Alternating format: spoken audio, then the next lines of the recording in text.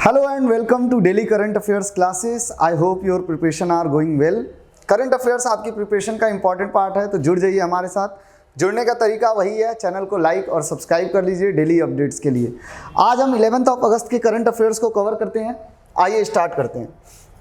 पहली न्यूज़ है, it is about India and Saint Kitts. Saint Kitts शायद कुछ लोगों ने नाम नहीं सुना हो, बट बता दूं, सेंट किट्स एंड नेवीज करके एक टीम भी है। Saint Kitts and Nevis Patriots cricket team है जो कैरिबियन प्रीमियर लीग खेला आता है वेस्ट इंडीज़ की। तो उसी कैरिबियन आइलैंड में आपको मिल जाएगा सेंट किट्स एंड नेवीज, जिसके बारे में और मैं आपको समझाऊंगा। इसके साथ इंडिया ने एक एग्रीमेंट जो है वो हमने साइन किया है इंडिया स्टैक करके। आइए थोड़ा समझते हैं क्या है ये। India and Saint Kitts and Nevis have signed an agreement with India Stack. और इंडिया स्टैक क्या है कि ये डिजिटलाइजेशन जो हमारा भारत की तरफ से चल रहा है, और इसमें आप देखेंगे कि मोदी गवर्नमेंट की तरफ से ज़्यादा इनिशिएटिव इस चीज़ के ऊपर लिया गया है। So which will enable cooperation in digitalization. तो ये जो इंडिया स्टैक है ये हमारा डिजिटलाइजेशन में और सेंट किट्स और नेवीज जो आइलैंड है इसके बीच एक कोऑपरेशन को और इन्हांस किया जाएगा, बढ़ाया जाएगा। ठीक है, तो हुआ क्या ये, it was an agreement sign during the visit of foreign minister of the federation of Kitts and Nevis. और उनके फॉरेन मिनिस्टर इंडिया की विजिट पे थे। इनका नाम है doctor Denzil Douglas. So he was here in India and who was on an official visit to India from 4th to 9th August 2024। और ये अगर हम देखें तो it is the first foreign minister of Saint Kitts and Nevis जो India visit किए हैं। ठीक है, इंडिया स्टैक क्या है, it is a set of digital infrastructure components that enable various entities, जिसमें गवर्नमेंट भी होते हैं, बिजनेस इंडिविजुअल्स होते हैं, to interact and conduct transaction electronically, कि जितने भी ट्रांजेक्शन्स हैं ये सब इलेक्ट्रॉनिकली इस इंडिया स्टैक के थ्रू क्या होते हैं, ट्रांजेक्शन टेक प्लेस करते हैं। लेकिन इसमें आपके बिजनेसमैन, गवर्नमेंट और इंडिविजुअल सब इंक्लूडेड है। India Stack refer to a collection of different technology products frameworks, जैसे कि आधार प्रोडक्ट आ जाता है इसमें। ठीक है, ई ऑथराइजेशन की बात आती है, ई केवाईसी की बात होती है, डिजी लॉकर आपने देखा है, यूपीआई, ये सब इंडिया स्टैक का पार्ट बन जाएंगे। तो एक तरह से सेंट किट्स एंड नेवीज के साथ हमारा ये डील हुआ है डिजिटल कोऑपरेशन को लेके। ठीक है, so during his visit to India doctor Denzil Douglas और Indian external affair minister doctor S Jaishankar ये भी मिले और इस चीज़ के ऊपर बातचीत हुई। अगर हम बात करते हैं सेंट किट्स एंड नेवीज, तो यहाँ देख लीजिए आपको मिल जाएगा ये अटलांटिक ओशन के बीच में। और Saint Kitts and Nevis is an island country in eastern Caribbean sea and it consist of 2 island, जिसमें लेसर एंटिलीज जो है with an area of 269 square kilometre में सिर्फ ये पूरा एरिया कवर हो जाता है। और अगर देखा जाए तो क्रिस्टोफर कोलंबस, जिसने अमेरिका को डिस्कवर किया था, उन्होंने भी विजिट किया Saint Kitts on his second voyage to the region in 1943 and name it Saint Christopher. ठीक है, तो इन्होंने जब विजिट किया था दूसरी बार, जब इनका वॉयस आया था, तो उसमें सेंट किट्स और नेवीज गए थे और वहाँ पे इन्होंने नाम रख दिया इसका सेंट क्रिस्टोफर। बाद में इसको चेंज करके कर दिया गया Saint Kitts. It was ruled by the British and at a point of time, जैसे हम सबको पता है कि ब्रिटिशर्स ने all over the world rule किया, तो यहाँ पे भी ब्रिटिश ने अपनी कॉलोनी बनाई। बाद में ये 19 सितंबर 1983 में इंडिपेंडेंट हुआ। It is part of the Commonwealth and the United kingdom monarch is the head of the state, कि जैसे न्यूजीलैंड है वैसे यहाँ पे आपको देखने को मिल जाएगा। Saint Kitts and Nevis is a part of West Indies cricket team. जैसा मैंने आपको स्टार्टिंग में बताया कि वेस्ट इंडीज़ की क्रिकेट टीम के कुछ प्लेयर इस पर्टिकुलर प्लेस से भी आते हैं और पूरा कैरिबियन आइलैंड मिलके वेस्ट इंडीज़ क्रिकेट टीम बनता है। Saint Kitts and Nevis is also part of Caribbean community, जिसको कैरीकॉम भी कहा जाता है, जिसमें 15 मेंबर्स स्टेट्स हैं एंड 5 एसोसिएट मेंबर्स हैं। राइट, इकोनॉमी की अगर हम बात करते हैं तो मोस्टली इनकी इकोनॉमी डिपेंडेंट है, वो है टूरिज्म के ऊपर। ठीक है, जो आइलैंड्स वगैरह हैं, बीचेस जो वहाँ पे देखने लायक हैं। कैपिटल है बेस्टेर एंड करेंसी है eastern Caribbean dollar. Prime minister है टेरेंस ड्रू। और अगर बात करते हैं हेड ऑफ द स्टेट, तो United kingdom monarch king Charles III जो हैं वो हेड ऑफ द स्टेट के रूप में, एक नॉमिनल हेड के रूप में आपको मिल जाएंगे। राइट, सेकेंड न्यूज़ पे चलते हैं। President Murmu conferred with Timor Leste highest civilian award. शायद अगर आप फॉलो कर रहे हैं तो पिछले 2 करंट अफेयर्स जो आए हैं उसमें मैंने इनके विजिट को जो है कवर किया है। जहां मैंने बताया कि ये 3 देशों की विजिट पे हैं, जिसमें से 2 ऐसे देश हैं जिनमें पहली बार भारत की प्रेसिडेंट ऑफिशियल विजिट पे हैं। ठीक है, तो वो है फिजी और उसके अलावा तैमूर लेस्ते। तैमूर लेस्ते की अगर हम बात करते हैं तो थोड़ा बहुत डिटेल में आपको और इन्फॉर्मेशन मैं दे दूंगा कि कैसे इंडोनेशिया के पास का ये आइलैंड है और एक समय ब्रिटिश रूल में भी था। ये यूरोपियन कंट्रीज मतलब इसको कॉलोनीज बनाई थी और उनसे छुटकारा मिला तो फिर इंडोनेशिया ने कवर किया। चलिए वो इतिहास तो मैं बताता हूं। तो जैसे फिजी का इनको हाईएस्ट सिविलियन अवार्ड दिया गया है, उसी तरह तैमूर लेस्ते ने अपना हाईएस्ट सिविलियन अवार्ड दिया है। So president Draupadi Murmu was honoured with highest civilian award, जिसको बोलते हैं grand collar of order of Timor Leste, by Timor Leste के प्रेसिडेंट जो हैं उन्होंने दिया। इनका नाम है जोस रामोस होर्ता। ठीक है, the award was conferred to president Murmu on 10 August 2024 और एट ए फंक्शन, एक फंक्शन था तैमूर लेस्ते की कैपिटल। और सबसे आसान है तैमूर लेस्ते का कैपिटल याद करना, क्योंकि हमारा कैपिटल है दिल्ली और उसी तरह वहाँ का भी कैपिटल आपको दिल्ली मिल जाएगा। President Murmu is on a 3 nation tour, Fiji, New Zealand, Timor, जैसे मैंने आपको बताया 5 to 10 अगस्त। पहले इन्होंने फिजी को विजिट किया, जहाँ पे आपको हाईएस्ट सिविलियन अवार्ड फिजी का भी मिला, इनको उससे नवाजा गया। और फिर ये न्यूजीलैंड गई थी और उसके बाद तैमूर लेस्ते अब पहुंची हैं 10 अगस्त को। During her 3 nation tour president Murmu was accompanied by the union minister of state for minority affairs and Minister of State for Ministry of Fisheries, Animal Husbandry and Dairying, George Kurian and 2 Lok Sabha MP Sumitra Khan and Jugal Kishor, ये तीनों लोग इनके साथ present रहे इस पूरे visit पे। India and Timor Leste at present have no diplomatic mission, क्योंकि इस देश के साथ बहुत ज़्यादा हमारा कोई डिप्लोमेटिक मिशन तो नहीं है, लेकिन अब आगे संबंध जो है वह अच्छे करने की बातचीत चल रही है। President Murmu is the first Indian president to visit Timor Leste. और अगर हम बात करते हैं इस कंट्री की, तो देखिए यहाँ पे आपको इंडोनेशिया मिल जाएगा और ये जो पार्ट है एक समय पे मतलब पूरा ये टेरिटरी जो थी यूरोपियन कंट्रीज़ का कॉलोनी था और उसके बाद इनसे आज़ादी मिली तो इंडोनेशिया ने इसको कवर किया, फिर इंडोनेशिया से इंडिपेंडेंट हुआ ये।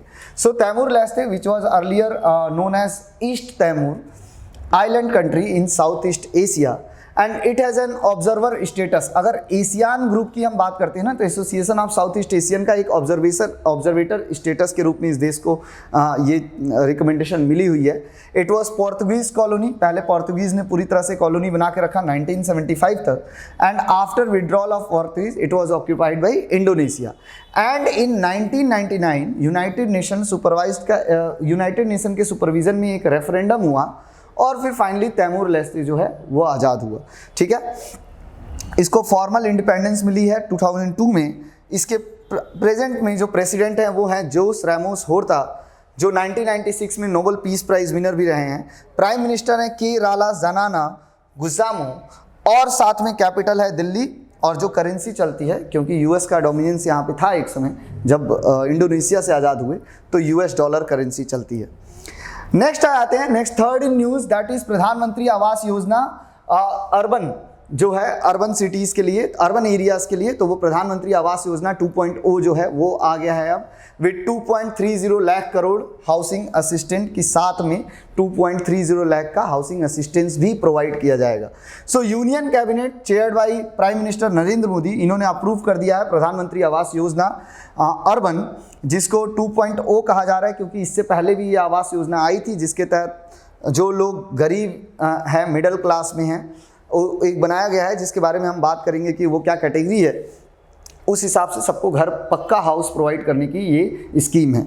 सो which envisages an investment of ₹10 lakh crore and the government assistance of ₹2.30 lakh crore be provided under this scheme, कि 10 लाख करोड़ का इसमें इन्वेस्टमेंट होगा, साथ में गवर्नमेंट का असिस्टेंस और दिया जाएगा 2.30 लाख करोड़ के फंड में अगर हम बात करते हैं तो। सो प्रधानमंत्री Awas Yojana which was launched on 25 June 2015 and ended on 31 दिसंबर 2024। अब क्या होगा, इसके बाद सेकेंड वाला जो है 2.0 वो वाला लॉन्च हो जाएगा। So it is a part of central government housing for all policy which provide all weather pucca houses to all eligible beneficiary, कि जितने भी एलिजिबल बेनिफिशरी हैं अर्बन एरिया में उनको पक्का हाउस प्रोवाइड करने की ये स्कीम है। लेकिन जितने भी हैं उन सबको नहीं, एलिजिबल। तो एलिजिबल कौन है उनकी हम बात करेंगे। ड्यूरेशन जो होता है प्रधानमंत्री आवास योजना का, इस बार का जो प्लान किया गया है ये 5 साल का ड्यूरेशन है। 5 साल के अंदर ये सारा चीज़ प्रोवाइड कर देना है। It aims to facilitate the construction of 1 crore houses, कि लगभग 1 करोड़ घर बनाने का ये एक एम लेके चले हैं in urban area for the urban poor and middle class families. Union ministry of housing and urban affairs ये इसकी नोडल बॉडी होगी जो इस पूरे जितना भी स्कीम है इसका पूरा ध्यान रखेगी कि प्रॉपर तरीके से इस प्रोजेक्ट पे काम किया जा रहा है नहीं। Economically weaker section, low income group जिसको LIG कहते हैं, मिडल इनकम ग्रुप और urban areas that do not have any पक्का हाउस, ये सब एलिजिबल हैं अंडर प्रधानमंत्री आवास योजना 2.0। एक बार और इस एलिजिबिलिटी को थोड़ा और डिटेल में समझ लेते हैं कि अगर हम बात कर रहे हैं EWS फैमिली, तो इकोनॉमिकली वीकर सेक्शन आप जानते हैं जनरल कैटेगरी में जो इकोनॉमिकली वीकर हैं उनके लिए ये रिजर्वेशन प्रोवाइड किया जाता है। इसमें कहा गया है कि अगर EWS फैमिली से बिलोंग करते हैं तो कम से कम 3 लाख पर ईयर, यानी हर साल 3 लाख से ज़्यादा की उनकी इनकम जिसकी नहीं है वो एलिजिबल है। एनुअल इनकम ऑफ LIG जो लोअर ग्रुप में आते हैं, अगर हम बात करते हैं जिनका 3 से 6 लाख के बीच में है वो भी इसमें एलिजिबल है। Annual income middle income group के जो हैं वो फैमिली जो लगभग 9 लाख से ज़्यादा ना कमाती हो वो फैमिली भी एलिजिबल है इसमें, ठीक है। The total investment required under the PMU scheme to build 1 crore house, वो कहा जा रहा है कि लगभग 10 लाख करोड़ तक का इन्वेस्टमेंट इसमें लगेगा। Central government, state government, union territory ये प्रोवाइड करेंगे 2.30 लाख असिस्टेंस अलग से करोड़ का, ठीक है। बेनिफिशरीज जो हैं वो लगभग 25 लाख तक का लोन ले सकते हैं with a house value up to ₹35 lakh. 35 lakh के घर पे 25 लाख का लोन लिया जा सकता है और जो लगभग 4% इंटरेस्ट की सब्सिडी के साथ इनको ये प्रोवाइड किया जाएगा on the first ₹8 lakh loan and for a duration of up to 12 years, ठीक है। तो ये इसमें और असिस्टेंस एक्स्ट्रा प्रोवाइड किया जाएगा। आई होप ये स्कीम क्लियर हो गई होगी। नेक्स्ट है Indian air force contingent returns after successful participating in exercise Udara Shakti 2024। तो उदार शक्ति एक्सरसाइज इंडियन एयरफोर्स की एक्सरसाइज चल रही थी मलेशिया के साथ, बायलैटरल एक्सरसाइज थी और अब वहाँ पे जो हमारी कंटिजेंट गई थी वो वापस आ गई है भारत में। तो क्या है ये सुखोई 30 MKI जो हमारी एयरफोर्स जो पार्टिसिपेट कर रही थी जो उसमें फाइटर प्लेन्स, वो है सुखोई 30 MKI, वो सब रिटर्न हो गई हैं on 10 August 2024 after participating in the bilateral exercise Udara Shakti 2024, ठीक है, जो हमारी रॉयल मलेशियन एयरफोर्स के साथ एक्सरसाइज थी।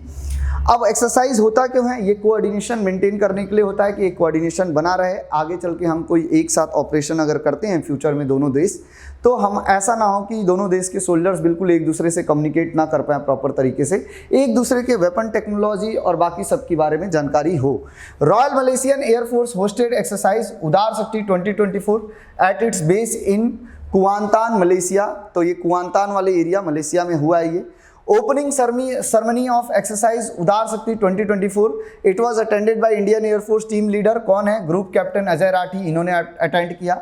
Deputy high commissioner of India to Malaysia miss Subhashini Narayan ये भी वहाँ पे प्रेजेंट थी और senior officers royal Malaysian air force के भी वहाँ प्रेजेंट थे। Exercise Udara Shakti 2024 Indian air force और मलेशियन रॉयल आर्मी एयरफोर्स जो है वो उन्होंने लगभग डिप्लॉय किए थे 7 Sukhoi 30 fighter planes in their service और both countries have bought the Sukhoi 30। किससे खरीदा है दोनों देशों ने, रसिया से, ठीक है।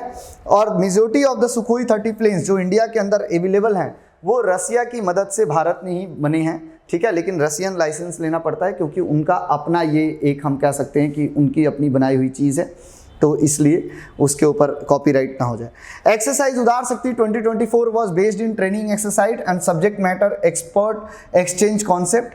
Training exercise included air combat exercise जिसमें Sukhoi 30 planes of both countries वो पार्टिसिपेट कर रही हैं। सब्जेक्ट मैटर एक्सपर्ट एक्सचेंज, इसमें क्या फोकस रहता है, sharing expertise insights and skills in aviation and engineering related to Sukhoi 30 aircraft, कि एक दूसरे से कैसे फ्लाइंग करनी है, किस तरीके से और क्या क्या उसमें स्किल्स हैं वो सारी चीज़ें शेयर किया जाता है। इसकी इंजीनियरिंग की कैसे उसको बनाना है, उसमें क्या जो पार्ट्स लगे हुए हैं किस तरह से बनेंगे, ये सारी आपस में दोनों देश शेयर करते हैं। नेक्स्ट न्यूज़ है, ये न्यूज़ है आपका रेसलिंग हिस्ट्री बनी है ओलंपिक जो समर ओलंपिक चल रहे हैं 2024 में, तो उसमें देखिए वैसे तो रेसलिंग की अगर हम बात करते हैं इवेंट में, तो हमारा जो एक दिल टूटा जो विनेश फोगाट हैं, जैसे उनको डिस्क्वालीफाई कर दिया गया। लेकिन एक गुड न्यूज़ भी वहाँ पे देखने को मिल रही है कि अमन शहरावत जो हैं, जो कि सिर्फ 21 साल और 24 दिन के हैं, और इन्होंने ये भी रिकॉर्ड बना लिया है कि ओलंपिक के अंदर भारत की तरफ से सबसे कम उम्र के मेडल लाने वाले प्लेयर बन गए हैं। ठीक है, तो ये Aman Sehrawat became the youngest Indian to win an Olympic medal after he won a bronze medal in the men's freestyle 57 kg। तो ये 57 kg का फ्री स्टाइल का जो इवेंट होता है रेसलिंग का, उसमें पार्टिसिपेट कर रहे थे और वहाँ पे इनको मिला है ब्रॉन्ज मेडल।